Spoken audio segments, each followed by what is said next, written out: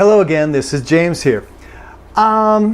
Students will get sidetracked, will get misguided with some of the letters of English. We have a whole system for dealing with the vowel letters, but there are some consonant letters that oftentimes are silent, and if you don't know that it's silent, you may pronounce something in a confusing way.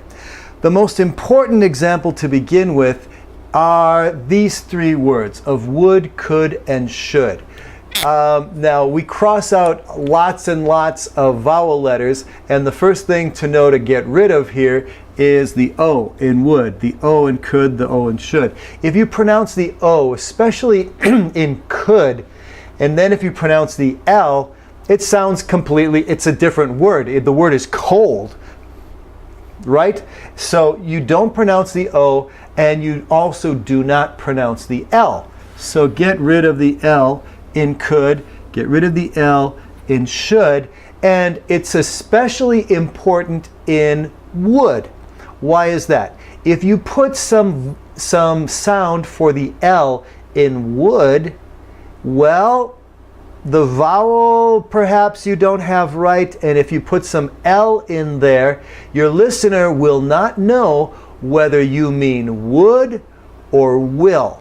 Now, would and will are well separated, well distinguished in native speech, but people who come to English and do not understand the silent L start to put L here, and you create confusion for your listener. So let's mark the vowels as well. This is a short I, and this is the other U. It's is a little bit strange. It's not ooh, it's not wood, it's would. So as if you were going to do ooh, but you were a little bit low on energy, ooh, would. Okay, would, could, should. All right. Now, in the same way, no L for walk or talk. Okay, no L. Okay, walk and talk, we've got the ah sound for A, so walk and talk, no L. Again, you just add confusion when you put in the extra sound that the native speaker does not use. Okay, then a word like calm, it's ah, it's clearly ah, no L. Yeah, not so serious if you put an L here, but leave it out, and the native speakers will know that you know that no one uses the L, and that's good. Then a word like this, it doesn't have the ah sound, it's ah, and no L, okay? The word is salmon. Now, it's very common for me to hear the A as ah, and then the L pronounced, and it sounds just like Spanish. So to make it sound like English, fix the vowel a, which is not easy, but my system teaches you how to do it.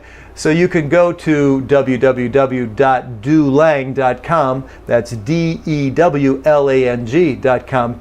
How do you get some a in your life? Well, I can show you. So we've got salmon, salmon, salmon, salmon. Seriously, no L. Okay, so the L is often without a sound. Now this word is very common to you. Listen, listen. You hear listen 10,000 times as you are learning English, right? And never ever does the speaker pronounce the T in listen. Okay, so no T in listen. Well, the same thing with a few other words that have a T between the S and the L. Castle, rustle, wrestle. There's a few of those, and to put a T there would be strange to your listener. So let's get rid of the T and get the right vowel, and like that. Listen, castle. Okay, so now here in this word the T is necessary, but the B is out. This word is debt, debt. No B at all whatsoever. Now, we do have a related word, debit. That refers to the card you have to get money from the bank, the machine, right? The ATM. So we have a debit card, but it's spelled, it has two syllables and it's not this word. If you owe money, you have a debt. Okay, in the same way, doubt. Doubt, now make the vowel correct, short O, ah, and then B is also silent, doubt. And if you pronounce the B or try to pronounce the B, because it's difficult, a B and a T together, yeah, it starts to create confusion. What did that person say? So this helps you understand English, helps you be understood. A word like climb, especially climbing. Okay, M is the end of the word, climb, and also in dumb. Okay, so just no B in those words. Climb, dumb, climbing. Okay, so there you go. Some T's and a few B's. Now this is interesting. We cross out many vowels in my system, but I just want to call attention to a vowel which is especially difficult for some reason. So in a word like build, I will have a lot of students try to put some oo in build. No way. No oo in build. Okay? Here, this word is buy, and I don't know why the U is there. I don't know why the U is in build, but we don't pronounce it. The U here, however, is useful in a way, because we have three different words with the same pronunciation, buy. We have buy, B-Y, a preposition. We have buy, B-U-Y, a verb. And we also have bye, which is part of goodbye. So this U is useful to distinguish when you're writing which bye you mean. So that U is useful, but we don't pronounce it. Okay, in the same way, we have the U in guy, and we have a U in guide, and both of these are long I, and then a short I in guilty.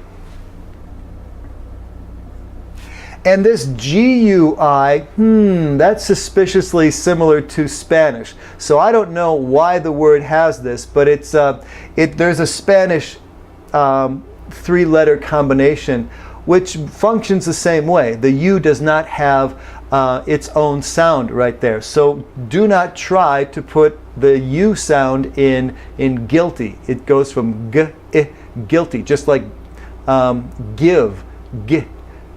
Give is with the short I, and there's no U in give, and guilty has the exact same starting combination, guilty.